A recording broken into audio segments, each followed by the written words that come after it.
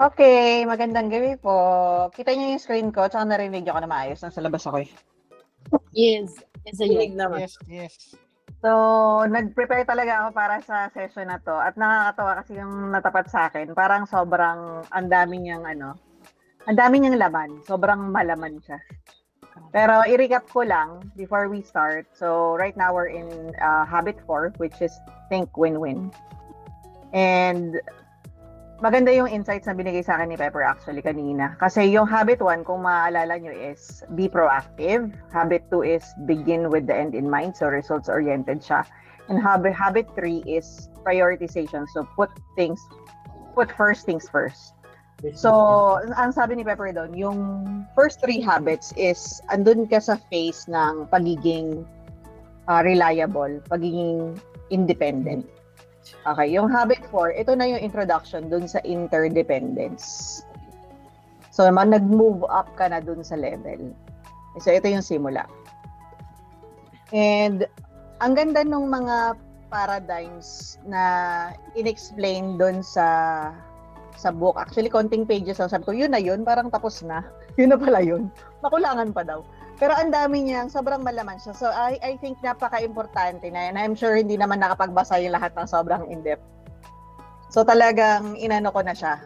Pinagbusan ko na siya ng panahon para maintindihan natin. Kasi I think importante na maintindihan natin yung paradigms nitong mga human interactions na to. And then, how we should approach each. So, i-analyze natin kung paano natin sila isi-switch yung paradigm or isi-shift. So, may iba't iba, actually 6 ba yun? 6 na paradigms of human interactions. So, mag-start ako dun sa, siguro in terms of level, no? So, start tayo dun sa pinaka hindi okay, ganun. So, dun, simula sa hindi pinaka okay, hanggang dun sa pinaka ideal na paradigm of human interactions. So, the first one would be, itong lose-lose. Parang hindi nga maganda yan. Lose-lose paradigm. Ayan. So, lose-lose paradigm. Pakibasa naman. Kapatid na. Basa. Pagbasa mula sa Libro na. Edge, ikaw. The lose-lose paradigm. In a lose-lose situation, both parties end up worse off, often due to an unwillingness to compromise or find a mutually beneficial solution. This paradigm can arise from stubbornness, ego, or a lack of empathy. Okay. So, ang naisip ko dito actually sa lose-lose paradigm, pwede rin kayong ng example sa inyo. Yung parang crime of passion. Na parang hindi ka naman magiging akin. Wala na makakaangkin sa'yo. Parang ganun yung idea na parang kung if I will lose, kailangan kasama kita. Isasama kita. Isasama kita sa kabiguan ko. Parang ganun. Yun yung naisip ko doon. Na parang pinag-uugatan siya ng ego, katigasan ng ulo. Tsaka yung hindi mo naintindihan yung side yung other side. Ang sobrang ka lang, nalunod ka lang dun sa idea na talunan ka. So, yun nakita ko, sobrang extreme na nun. Yun na yung pinaka-extreme. Hindi ko alam kung yung naisip ko kayo. Naisip ko pa yung parang, hindi, mamaya na, next time na. So, yung lose pa, madali naman siya intindihin, di ba? Yes. Ito naman yung medyo mas angat ng konti sa lose-lose kasi at least may isang nanalo. May isang nanalo. Yun nga lang, ikaw yung talunan. So, ang sabi dito, Joel, pakibasa, kapatid na Joel. A lose-win paradigm, a mindset where one party is willing to lose or compromise their needs to satisfy the other party. This often leads to feelings of resentment and being undervalued. Ako, saktong-sakto. Saktong-sakto pa naman. Parang sinadya mo naman kay Joel. Parang ang sama naman. Sinadya mo yata. Para hindi naman sobrang lagi na lang pag-ibig, no? Kunwari yun nga, yung VA, yes lang ng yes sa client. Ayaw mag-say no kasi ayaw nilang masaktan or magtampo yung client, di ba? Yes lang na. Ang nangyayari, sila yung nako-compromise. Sila sacrifice nila yung needs nila. Hindi na sila nakakatulog, hindi na sila nakakapagbakasyon. Tapos yung client lang yung nag-win, di ba? So, anong nangyayari doon? overtime, yun nga, burnout yung employee. Diba? Na overwork. Tapos nagkakaroon siya ng resentment dun sa client. So, it doesn't work. Diba? Ayan. Next, patid na Earl. Oh, mayroong light bulb moment yata si Edge. The win-lose paradigm. Hindi kasi, May na-trigger na ano. Bakit nagsisigawan ni Edge? hindi sa loose Pero huwag win, kang kasi sumigaw. yung sex, Pag-usap tayo ng maayos, huwag kang sumigaw. Pag-usapan natin. sige. Anong na-trigger na to? Dun sa loose win po kasi, parang yung example nyo, pwede rin kasing from nag-start siya sa loose win pero at the end of the day maging lose-lose kasi 'di ba na burnout na yung VA, so eventually wala na yung VA ng client, parang nawalan siya ng VA dahil sa loose win na start nila, so para na sila naging lose-lose. Tama. So nag-shift siya doon unless i-correct nila. Okay, Earl, the win-lose paradigm. Ito medyo ano naman. The win-lose paradigm is a zero-sum game, where one person's gain is another's loss. This adversarial mindset often leads to power struggles, manipulation, and a focus on individual success at the expense of others. So, ang example ko po dito is yung mga tao na natatakot kapag merong competition. Pag may bago sa kumpanya. Yan na. Threatened. Oo. Are you threatened? Natatakot. Very, talaga to, very particular siya sa company politics. Very corporate politics yung datingan na ako lang yung pwedeng manalo kasi hindi tayo pwedeng manalo. Kasi nga 'di ba pag sa corporate, ang treatment talaga sa success is like a pie. So yun talaga yung problem. Na nauubos, walang blue ocean mindset. So yun. Yes. Walang extra pie, isa lang yung pie. Oo. All bumili ng bago. In terms of employer-employee naman, naisip ko dyan parang ako lang yung yayaman, ganun. Wala akong pakialam kahit nang-aabuso na ako ng trabahador or hindi ko sila pinapasahod ng ayos. So that's a win-lose paradigm. Saka, yung ang naalala ko dyan na parang sobrang visual na illustration is yung mga gladiator dati, yung parang dapat isa may mamamatay. Hindi pwedeng wala. Hindi pwedeng boxing na wala namang mamamatay, pero para sa mga gladiator na, ba't hindi na yung mga politiko? Lumayo ka pa. Pumunta ka pa sa parang visual, may dugo. Hindi ate, may violence. Visual Gusto din niya yan. violence. Magpapatay yung politiko kasi nga, pag buhay yung isa, yun yung mananalo. Ganon. May mga ganon na pa. Oo, gano'n. Kailangan may mamamatay. Hindi pwede. Hindi naman kasi talaga pwedeng dalawa yung politiko, dalawa presidente. Pero naisip ko lang siya nung sinabi yung sa gladiator. Kasi parang nga tayong nag-regress, no? Para tayong nag-digress na mga species na nag-move forward na nga tayo sa governance. Tapos babalik ulit dun sa patay. Parang hindi nga pwede yung sa boxing na may matatalo pero may pera pa rin siya, di ba? Hindi naman siya namatay. May pera pa din kahit talo. correct. Okay. Next, ito, medyo doon na tayo sa positive side, no? Liliban na tayo, Jana. The win paradigm. Ay, wait lang, before magbasa si Jana, gusto ko lang i-acknowledge yung presence ni Chan. Ay, hello, Chan! Hello! Thanks for acknowledging. Hello, Chan. Sige, Chan, ikaw naman to, the win paradigm. Mr. Christian Gracias. The win paradigm, a mindset focused solely on one's own success without considering the impact on others. This is often seen in highly competitive environments where individual success is prioritized over collaboration. Okay. Example. May pa-example lang yung teacher. Sample quiz B.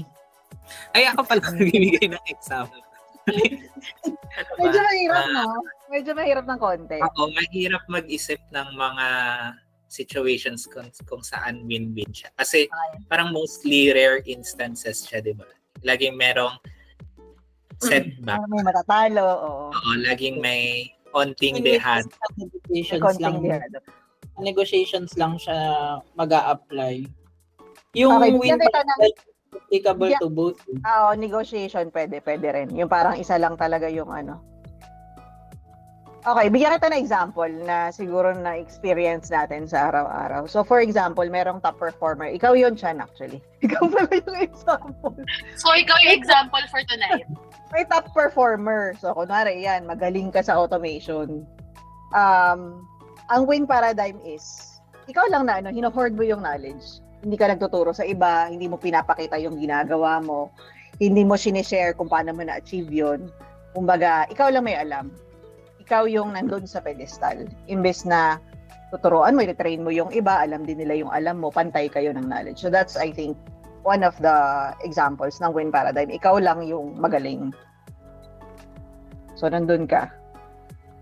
So, medyo mahirap din minsan na humanap ng ganito na sitwasyon.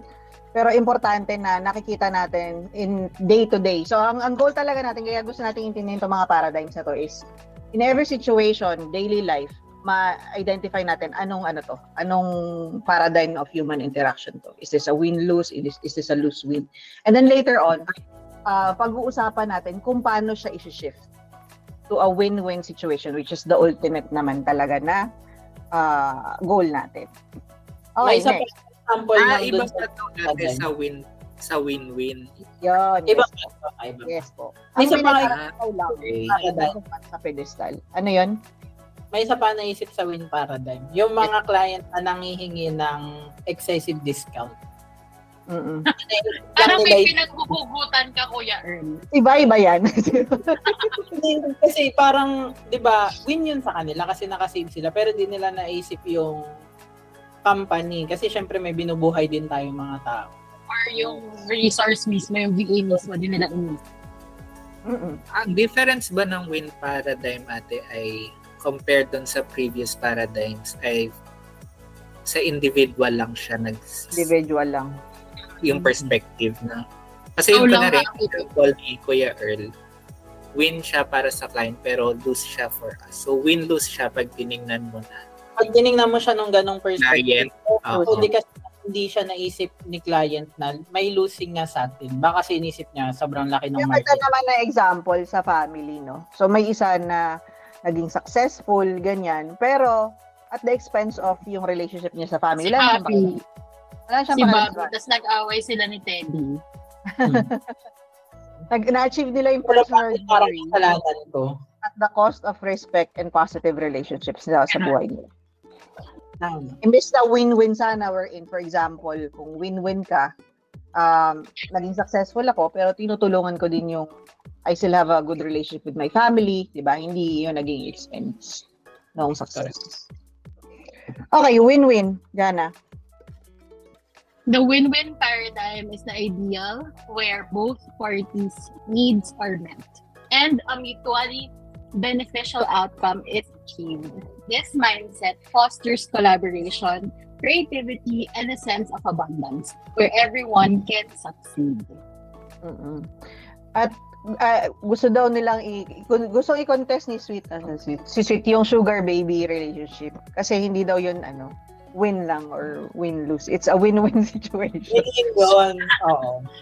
Kasi paano kung yung baby gusto naman talaga niya maging baby, yung sugar parent gusto talaga niya mag-provide. Yes. Kasi may gusto siya, either the romantic relationship, the sexual relationship, or even yung companionship. Meron siyang nakukuha pa rin ako. So, win-win siya. Win-win siya. Yes, win-win. O, gusto niyo yun.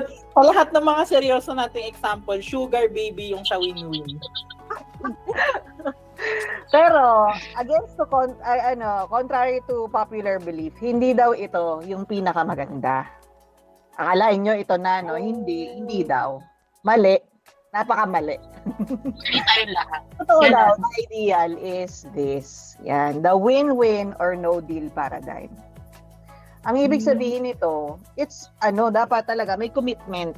A mindset where parties agree that if they cannot find a mutually beneficial solution, they will agree to disagree or walk away without any deal. Pero amicably, syempre. Amicably.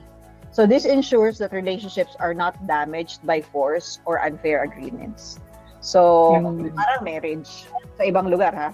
Except sa Philippines at sa Vatican City, na may divorce. So parang ganun siya. In that way kasi, hindi ka tied doon sa agreement na wala ka ng choice. You still have a choice to walk away.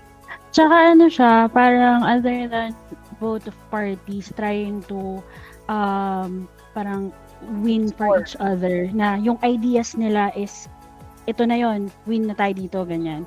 But they find a higher way. Parang, di ba yung mga kanina, it's my way or the highway, mga ganong ideals. Pero dito, parang more of, it's our way, not just the way that I gave you, ganyan. Hindi, walang nag-compromise, walang feeling na ito lahat to na idea ko and so we both win. But both parties provided contribution so that they have a third way out of the many ways that they've thought. Parang ganun. Ang lalim na. Okay. So, yan na yung mga paradigm. So, again, importante na naiintindihan natin yung bawat isa. Kasi, ang next natin na gagawin is, ano yung mga ways para ma-shift natin, let's say, yung lose-lose to a win-win or no-deal paradigm. So, ganun siya. Ano yung mga characteristics or mga ways or mga dapat gawin. Pero before we do that, gusto ko lang i-highlight yung elements of a win-win mindset. Paano ba natin siya ma-achieve? So, may 5. So, I think ito sa akin napaka-importante as a leader, no? Kasi ito yung mga sangkap para ma-achieve mo siya. Aside dun sa mga gagawin natin later, yung mga i-apply natin na methods, ito yung mga importante para ma-achieve natin talaga yung interdependence. So, una, gusto ko yung number 1 kasi parang na-define yung maturity. Kasi parang, ang hirap minsan i-explain kahit na simpleng word lang. So, ang win-win mindset daw, it requires character. So, character, again, is the core of everything aside from intelligence, di ba? Character is actually above intelligence. So, una, integrity. Be honest and true to your values. Kung ano yung pinag-agrihan nyo, for example, staying true to that kahit na walang nakatingin. And then, ito yung nagustuhan ko na definition ng maturity. It's a balance between courage and consideration. So, the courage to say something, to provide feedback, pero of course, you temper it with consideration dun sa nararamdaman ng isang tao. Kumbaga, instead of ay hindi ko sasabihin. So I think yung way natin na I want to save face, I don't want to confront it. It's also immaturity. It's not self-preservation or self-sacrifice. That's also immaturity. Hindi dahil ikaw yung nag-sacrifice or wala kang sinabi, pinalipas mo na lang, it doesn't mean na mature ka. Actually, that's a sign of immaturity. Kasi it's a lose-win mindset. Okay, so I think yun sa akin, sobrang revelation sa akin. Na parang kasi, ay, ako na lang magbibigay, na parang ikaw pa yung mature. Well, in fact, hindi. Kasi, kailangan, you have to have the courage. Kasi it's out of fear eh. You don't want to confront, you don't want to hurt people. So, you're operating on fear. So, maturity is again, the courage to say something, pero considering pa rin yung emotion ng taong yun. Hindi mo siya sasabihin, matapang ako, sasabihin ko yung feedback ko sa'yo, hindi ako natatakot. Pero at the expense of hurting that person. So again, it's a balance. So I think yun, napakaganda na part ng book na yun yung pinaka nagustuhan ko sa book na yun. Kasi I think in one form or another, at some point in our lives, marami tayong mga immature na mga ginawa sa buhay natin.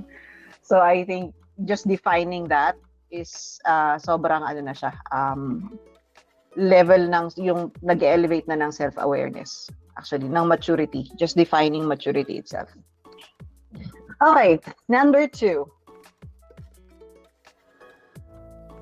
Sino pang hindi nag-aano? Pepper, ikaw, hindi ka pa. Huwag ka munang kumuha ng plato. Tubig talaga yun. Relationships build strong, trusting connection with others and number create emotion. Dito yung number 2 sa kanan. Kasi yung basa. Agreement. Ginaganon. Sinigzag yung number. Agreement. Create clear mutual agreements where both parties know what is expected. Elements of good agreements, clear goals, guidelines, resources, accountability on and consequences.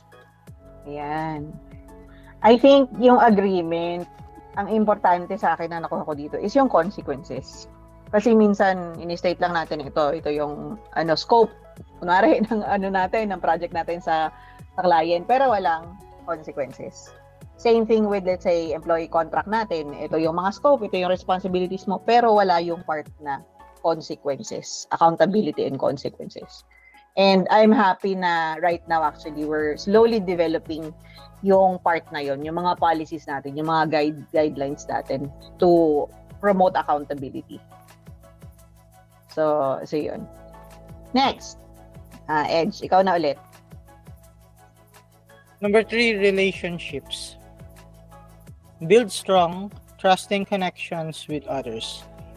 Create emotional bank accounts by making deposits, positive actions, and avoiding withdrawals, negative actions. Pepper, ito yung sinatanong mo? Yung bank accounts? Emotional bank accounts. Yes. Emotional bank accounts. May gusto ka bang i-share? Parang may na-trigger na trauma din eh. Hindi naman. I love this kasi during that time na nag-aaral ako ng MLM. Nag-aaral ng MLM. Anong MLM? Ba't may scammer? Hindi. Multi-level marketing. Nag-gaya sana ako nun. Parang bumuo ako ng, so nag 7 habits din ako nun habang nag-GU sana. Na I started to create relationships and at the same time, understand yung emotional bank account na nagko-coaching din kasi ako noon. So, QA ako noon at that time. So, yung mga tao sa paligid ko, na-realize ko nagkakaroon ako ng bank account with them. Meaning, they're investing their emotions with me. Nagko-confide sila, nagbibigay sila ng mga advice or nagsasabi sila ng mga issues nila sa buhay na hindi ko naman hinihingi. But, it was because may trust na nabuo. So, dahil lang yon, I started giving them, nag-i-invest din ako sa kanila ng emotions and ng connection. So, in return, meron akong nawi-withdraw na, kunyari, nagbigay ako ng time with them, with family, ganyan. You give time with family. That time that you give them, they realize na, I love ako nito, na kasama ko to, ganyan. And then, in return, hindi mo kailangang, ang tawag dito, i-withdraw, ibibigay nila yun ng gusto nila, ng wholeheartedly. And then, kabaliktaran naman kung nagiging negative yung emotional bank account mo with one person. Let's say, sinira yung trust niya sa'yo. Or, kunyari, sorry ka ng sorry. Every time na lang, sorry ka ng sorry. Ay, wala ka. Nawala si Ate Pepper. Ganda Pepper, pati na. nawawala ka. Ang dami mo sinasabi. Ate Peps! Sorry na, Ate Peps! Parang ang nababahing. Ibahing mo na yan. Ate Peps, ilabas mo na yan. So, ayun na nga. Parang, saan ba ako doon? Saan ako nawala? Ay, sorry ka ng sorry. Ayun. Brinake mo na ng brinake yung trust. Marami ka na negative. Withdrawals. Marami ka ng withdrawals. Marami ka ng withdrawal na eventually, hindi ka na nila, wala na yung trust. Tapos, Wala na silang love. Wala na rin love. Ano na lang, zero na parang, I think we've experienced that at a point in our life na nawawalan na lang ng tiwala or ng love sa atin yung person because na-withdraw na natin lahat ng emotional bank account. At wala tayong binigay to level that negativity na maging positive man lang yung bank account. Parang siya sa bangko. Withdraw ka ng withdraw hanggang sa puro ka credit na lang, wala ka ng debit. Wala ka nang naipasok na pera. Negative na yung mo. Credit score. Ba't pinaparinggan mo si Kiki? Sorry na daw. Gusto ko to. Masama i-share nga sa asawa ko. Wait. Pahingi ng bank account. Yun yun na. yung pala yung nag-gets doon. Mukhang pera pala. Natutuwa ako dito kasi I think yung merit system natin pasok sa banga. Meron na tayong bank account. Meron na tayong professional bank account. Using yung merit system. I love it. Number 4, Joel. Number 4 po, systems. Ensure that system in place support win-win outcomes. This include processes, policies, and practices that promote fairness and mutual benefit. Thank you po. Thank you, Joel. Ito na, I think, importante for me, ha. Kaya talagang sakto yung topic eh. Kasi maraming tama sa akin eh. So, syempre, pag nag-ano tayo ng policy, importante na hindi lang yung company nagbe-benefit or yung management or yung leaders, nagbe-benefit lahat. So, fair siya. Fair to everybody. Hindi lang, basta na lang tayo utos, oy, gawin nyo to, ganyan, utos tayo ng utos na, ganito, dapat mag-comply kayo dito, ganyan. Pero syempre, at the heart of it, kaya natin ginawa yun is for the benefit of everybody. Hindi lang ng management. So, I think, in terms of that naman, we're on the right track, no? Okay, next. Number 5. Ito medyo malalim. Pero malalim yung pinaghuhugutan ng number 5. Kaya ikaw na ito, Earl. Ikaw na mag-explain. Process. Use a methodical approach to solve problems and reach win-win solutions. Steps include seeing the problem from the other person's perspective, identifying key issues, brainstorming options, and finding a mutually beneficial solution. So, feeling ko, laging manggagaling sa empathy talaga if gusto mo ng win-win na outcome. Kasi, mahirap magkaroon ng win-win outcome, especially kapag hindi favorable yung situation kung hindi ka magkakaroon ng empathy. Okay. Saka, ang hirap din kasi na makarating dun sa win-win na outcome if nafe-feel nung other party na hindi mo naman siya naiintindihan. Okay. Kaya din, pasok dito yung ginagawa natin na performance improvement plan. Na parang hindi lang tayo nagde-decide na, ay, medyo hindi maganda yung ginawa mo eh, nasaktan mo kami. So, PIP ka. Walang process. So, dapat may due process. No, pag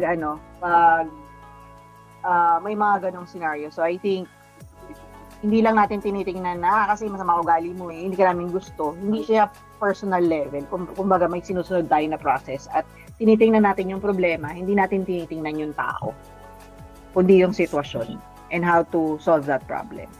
Okay, so ngayon alam na natin yung mga elements. I think it's important na paano ba natin ito ma-apply? Paano natin ma-apply itong mga paradigms na pinag-define natin at binigyan natin ng mga example? So balik lang tayo dun sa mga iba't ibang paradigm. And let's think of ways kung paano natin siya ma-shift to a win-win, no deal, or win-win situation. So, punta muna tayo sa first one. So, may example tayo kanina, no? Mare, sige nga, paano nyo nga isosolve yung crime of passion? Parang ang hirap. Anong mga skills? Anong mga methods? So, I think, mauna na ako, no? Medyo mabigat kasi yung lose-lose, eh. Ito yung pinakamahirap na i-turn around, no? I think yan, parang yung training ng mga police, maximum tolerance, saka conflict management. Kailangan mag-arrive kayo sa situation na yung solution is magbe-benefit dalawa. Hindi dihado. Kumbaga, yung may settlement, kailangan mag-settle kayo doon sa solusyon na hindi dihado yung isa. Medyo pwedeng hindi naman not necessarily na lamang or positive pareho, pero at least magko-compromise kayo to a settlement. And in terms of, I think, team members, ito, may mga few instances naman tayo na nag-conflict management tayo, no? So, always be objective, pag-usapan ng mahinahon, yun nga, yung, I think, conflict management, it's a skill na require lalo na pag nag-lead ka ng team. Kasi talagang minsan hindi mo maiiwasan na merong may conflicting ideas or contrasting yung personalities. So, you have to learn how to navigate dun sa sitwasyon na ganun. Okay. Any advice kung paano po ma-convert or ma-shift ang lose-lose paradigm? Medyo mahirap kasi example na binigay mo ng crime of passion. So, I guess therapy. Therapy, kailangan po ng therapy. Accessible therapy para sa lahat. Ako po, ikulong na po agad. Eto, nagbigay ako ng example galing kay ChatGPT. Sabi niya, kunwari, dalawang business partners, nag-disagree sila, tapos dinisolve na yung partnership. Pero imbes na pag-usapan, nag-pursue pa sila ng legal battles. So, drain yung resources nila, yung time nila, yung reputation, pati yung relationship nila sa isa't isa, diba? So, again, I think, yun talaga. Yun yung in-explain mo eh. May in-explain ka sa akin na sitwasyon na gano'n eh, diba? Ang ang pinakakalabasan nito is yung win-win or no deal. Na they should sit down. Naalala mo nung nag-meeting tayo with Vi, tapos iniinom mo yung anecdote about this. Naalala mo yun, Earl? Nawala ba? Parang Kuya Earl, nawala. Ako na nga mag-explain. Yun nga daw, business partners. So, ang ginawa ng isa, pinuntahan sa bahay, nag-usap sila. So, ang naging approach nila, in-explain nila kung ano yung sitwasyon. Ito yung sitwasyon ko. Ito yung, this is how I see things from my perspective. Tapos, hinayaan din niya yung isa, ito naman daw yung sa perspective niya. So, it's really giving time and space for each of the party to explain kung paano nila nakikita from their perspective. Kasi minsan din, meron tayong mga storya na binuo sa utak natin na hindi naman totoo. Diba? So, once na ma-address yun, na no, this how it looks like, hindi mali yung storya na yun, hindi, it's not true.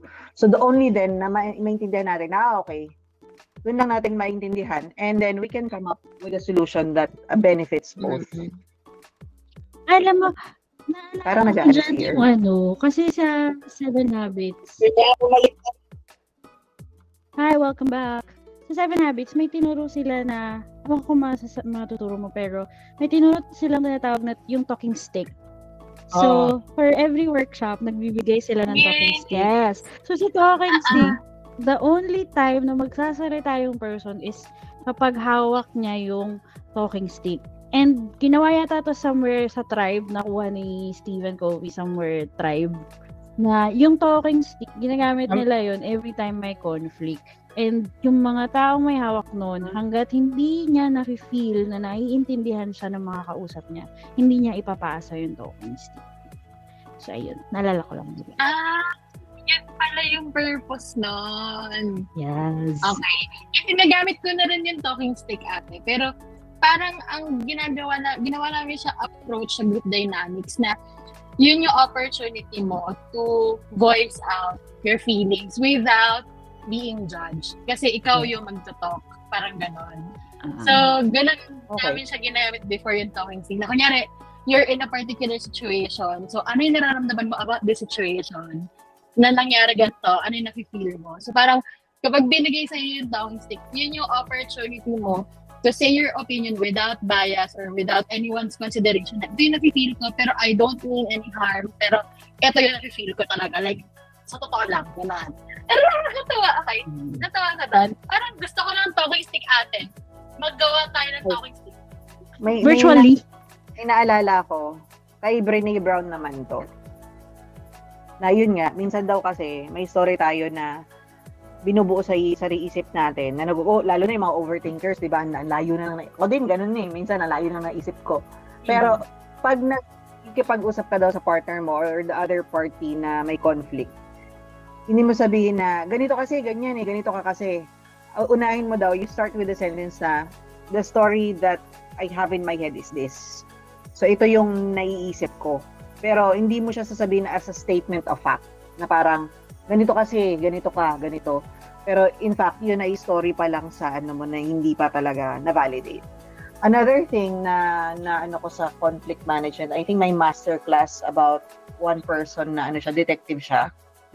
So tinuro niya yung ginagamit niya na tactics pag nakikipag-usap siya sa mga suspect or criminals or hostage situation. So, conflict management, again, hayaan mong magsalita yung isang tao. Instead of preparing to answer or to defend yourself, ulitin mo in your own words kung ano yung sinabi niya. Okay, Chris what I heard. This is what I heard, na you feel this way, and this is so how you felt when I did this. So, ulitin mo siya in your own words. So, that's one way na makapakita mo na you really listen. And pag ginagawa niya daw yun, nagsusoften yung other party. Kasi they felt heard.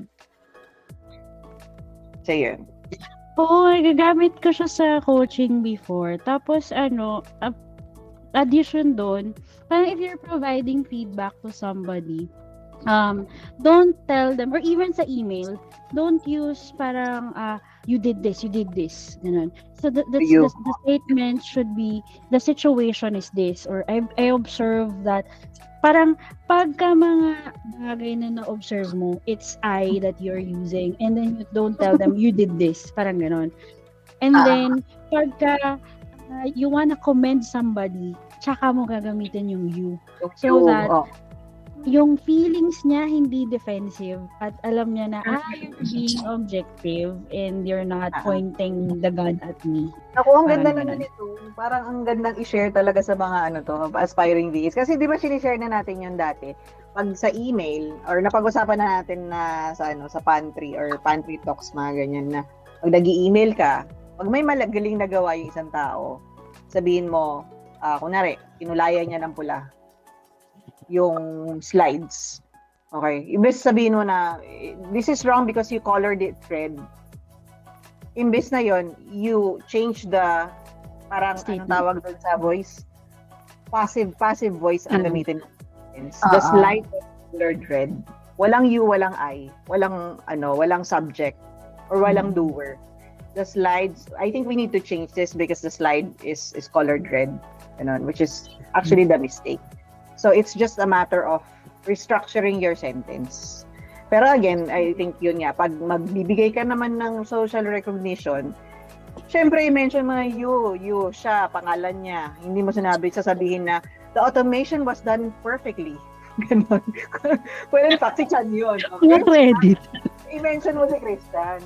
I would like to commend Christian for doing or executing the automation perfectly. Ganon. So, di ba, konting play lang ng words pero sobrang laki na ng impact. Di ba? Okay. Another thing daw, so sabi dito, to shift lose-lose paradigm to a win-win is focus kayo sa common goal. Ano ba yung goal ng isa? Ano yung goal din ng other party? And then meet halfway. O ano yung, in a way, mag-meet yung goal nyo. Kahit halfway lang. And then, in the workplace naman, dami. Cultivate a culture na positive, na may mutual respect, and we both consider yung benefit ng both parties, hindi lang ng isa. Okay.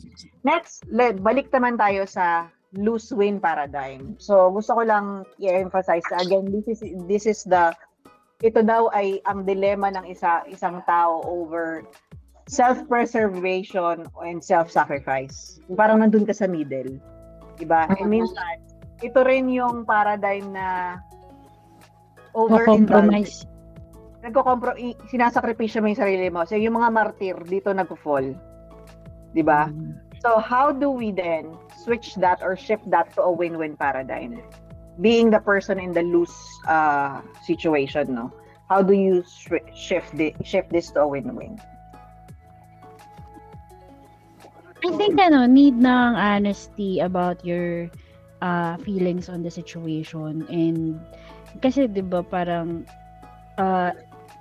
kailangan nating ma-set your expectation na if you're feeling this way, ito yung nafe-feel mo, but it's not really something that you know factual, pero you get the validation. And same thing for other people, we validate their feelings.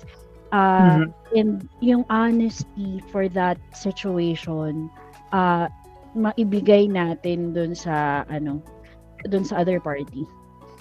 Kasi hindi lang nila, kailangan ko manalo, kailangan maintindihan niya ako ganyan. Tapos ikaw, sige, intindihin ko na lang siya. Pero alam mong sa sarili mo na masakit yon and you're hurt, and hindi mo siya sinabi. So eventually maiipon yun, 'di ba? So start removing that portion na, hindi, sige, isa na lang. Ganun. Mm-mm. Love yourself more. Ganun. Okay. Gusto ko lang dagdagan ng konti yung honesty. Kasi yung honesty parang hindi ka honest. What? Hindi. So, dishonesty. Dishonesty. Ano siguro sa sarili, ganun.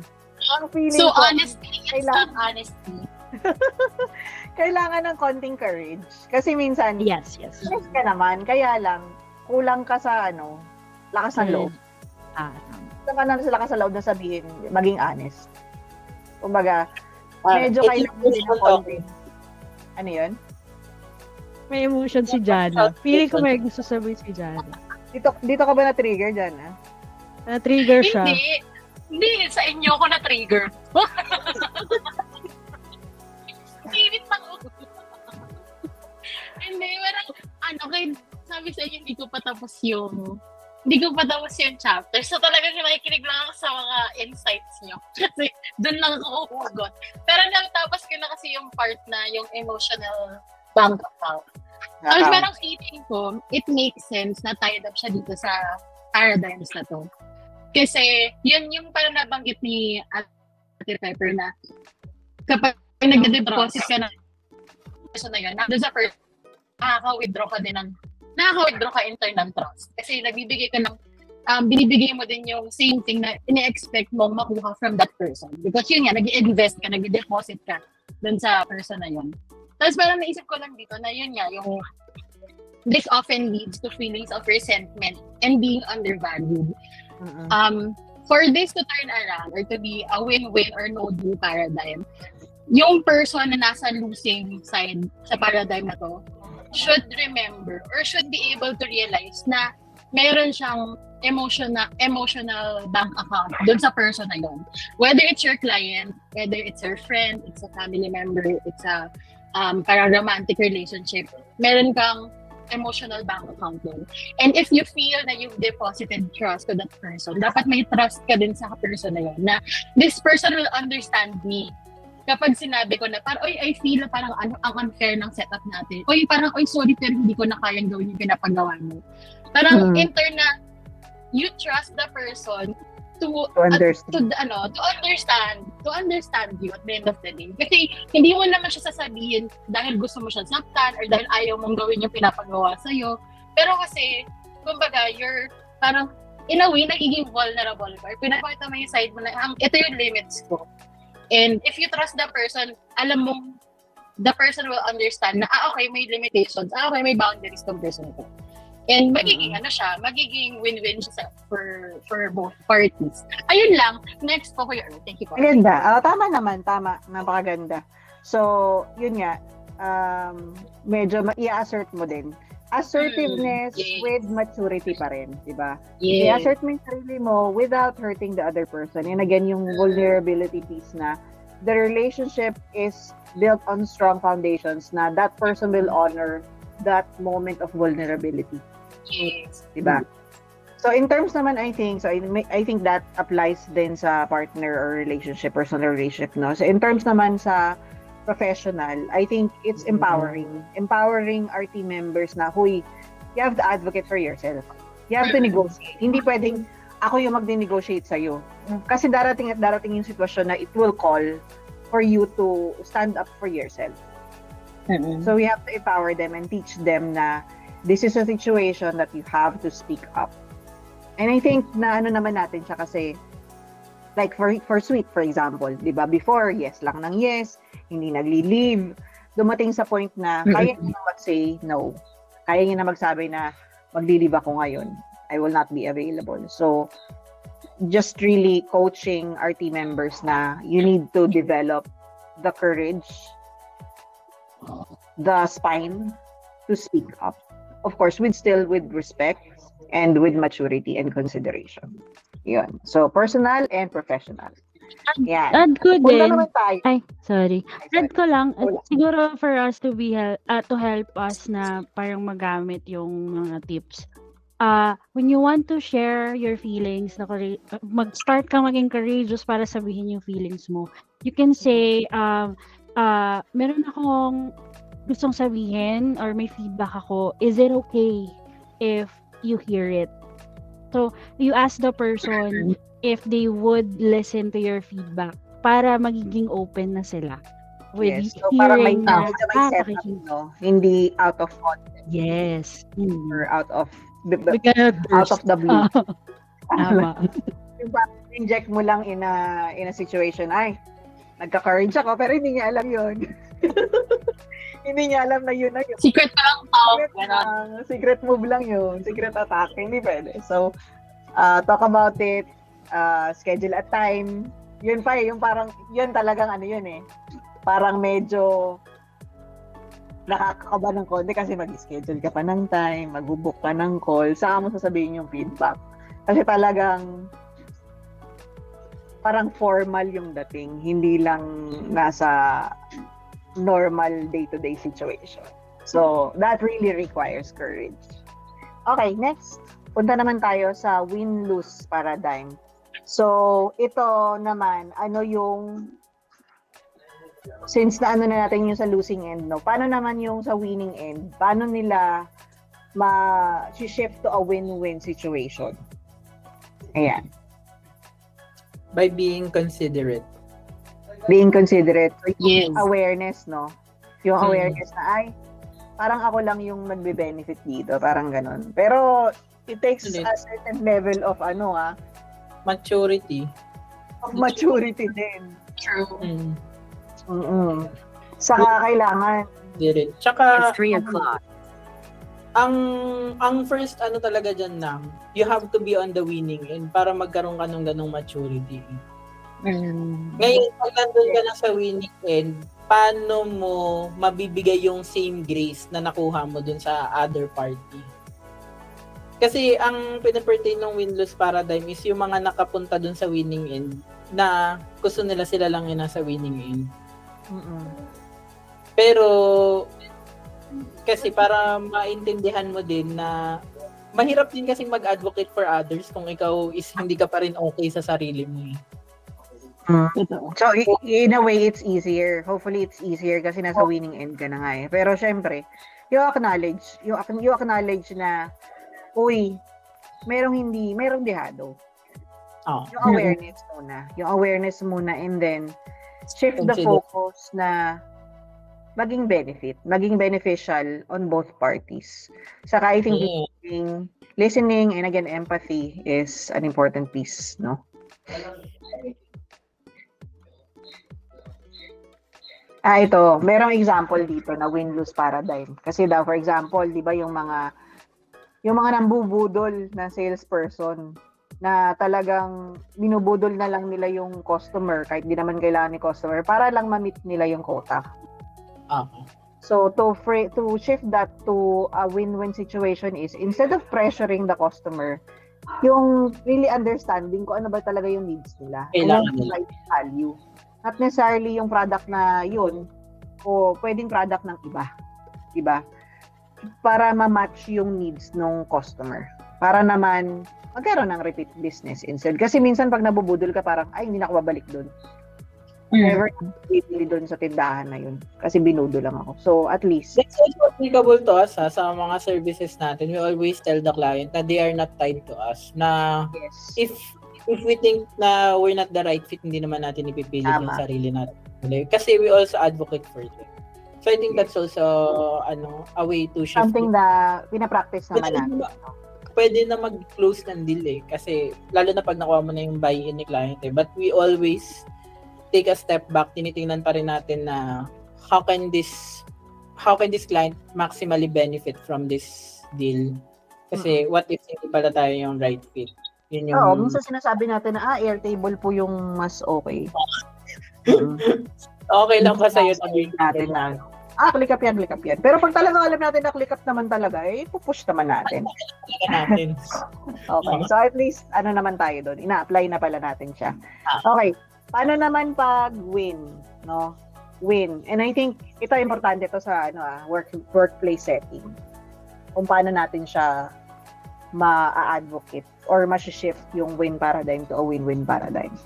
Given your example kanina or if you have other examples. Balik natin kay Christian. Nandiyan ka pa? Yes po. Okay.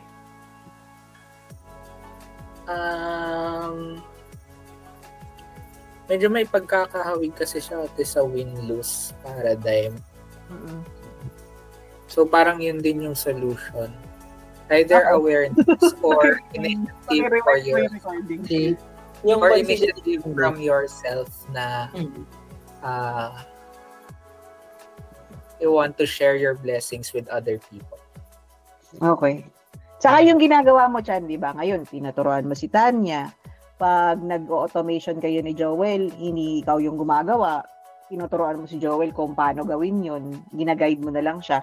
So, yung example kanina na ino-hoard yung knowledge, the opposite of that, of course, is sharing that knowledge and helping your teammates to improve the overall team performance. Hindi lang yung performance ng isang tao. And I think, dun sa atin naman as leaders or team managers, kailangan ito, I think hindi pa natin nagagawa, no? Pero I think this is something that we can consider na instead of just focusing on individual rewards and recognition, bigyan din natin ng same importance yung team rewards para mas ma-encourage yung collaboration. So, shared success para lahat, part ng achievement. Hindi lang, uy, si Earl, ito na-achieve ni Earl, diba? For the development department, the web development department. Hindi. So, it has to be a shared success para naman ma-feel ng team members na part sila ng success. Which is, in fact, sinasabi ko naman, diba, for example, implementation, ito medyo mataas yung profit margin natin. And ito yung nagpo-fuel sa iba nating operations. So, I want you to feel na you're part of that. Na the fact that you're here in VCPH, it fuels our mission and vision na magbigay pa ng ibang trabaho. Na yung rate na binibigay natin na, for example, sa implementation, 100 yung rate natin, di ba? Pero yung nakukuha ng PM, 15, ang laki nun. Pero actually, yung $85 na yun yung ginagamit natin para community connect, free training, di ba? Para makapag-advertise, para makapagkuha pa ng ibang client, at eventually makapag-provide ng job opportunities. So you're part of that success. You're part of that endeavor. It's not just ako because nag-run ako ng ads or nagbigay ako ng budget. Hindi. You're part of that. You're part of the success of the whole company. Hindi lang ng isang tao. Hindi lang ng isang team. So lahat tayo. Yun. Okay. So, just to punta na tayo sa dulo, which is win-win paradigm. Paano natin to i-shift to the win-win no deal paradigm naman? Yeah. I think medyo na-touch on na ng konti ni Pepper kanina.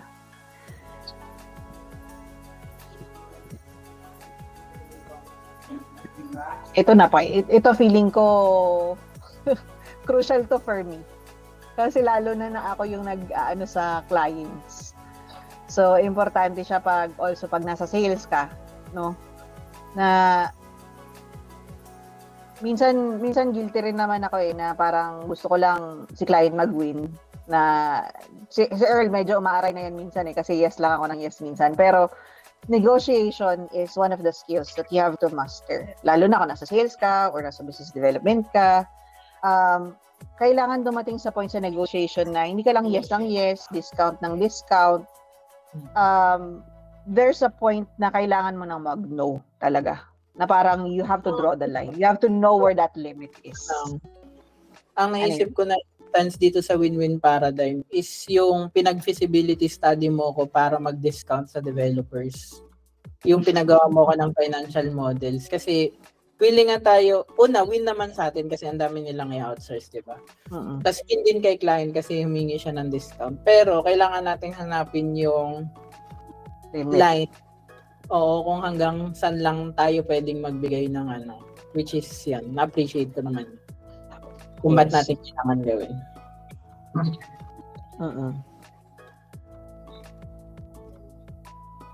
Tsaka din mag-ingay ng konti. Ito kay Vi. Yun nagawa mo siya even without me sending you yung story. Diba? Na nakinig ka sa kanila, tapos so mukhang no deal. Doon tayo ata sa no deal na punta kasi hindi actually, nag-no deal na tayo nung gusto nilang pumunta tayo ulit sa Dubai. Oo. Diba? Kasi we drew the line. Tsaka, andun din yung advocating for the client na hindi siya beneficial. Hindi siya sustainable for the client. Kasi kung tayo lang, isipin lang natin yung sarili natin na win tayo. Sige. Actually, win tayo. Pero sa akin, lose kasi. Hindi siya sustainable eh. So, I think that's a good example. So, thank you for citing that. Ayun. So, napaka malaman ng discussion. Saka medyo nag-isip din ako ng konti kasi ang daming nito eh. Yung mga paradigms na to parang it's a concept na hindi mahirap intindihin. Pero pag nilagay mo siya sa real life talaga na examples, araw-araw mo siyang nai-encounter. Kaya napaka-importante na alam mo yung ways on how to shift the paradigms. So, ang ko sa inyo is, ang challenge ko sa inyo is to apply this on a daily basis. Yung talagang introspection na, teka, ano bang situation to? And how can I shift this to? Kaya pala may mga tao na nagsasabi na think win-win. Think win-win. Na parang normal lang na dialogue. Pero ito pala yung pinaghuhugutan. Although ngayon, nasasabihin mo, think win-win or no deal. Hindi lang win-win. Ayun. So that wraps up our book club session. And excited ako for the next session. Sabi niya ito si Urge. May gusto siyang i-share.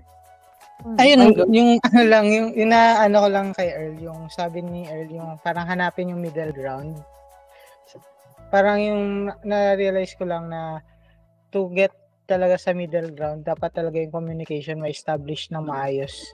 As in, kasi without yung communication process, hindi makuha yung middle ground na hinahanap, na that's the point na gusto niyo both party na mag-win-win yung situation na experience nyo, pero meron kayong parang mga concessions na gusto ipasok. So with communication, yung middle ground talaga makukuha niyo. Communication skills is key. Yes. Sure. Yan. Ano na yun next? Habit 5? Habit 5, care of Chan. Next week!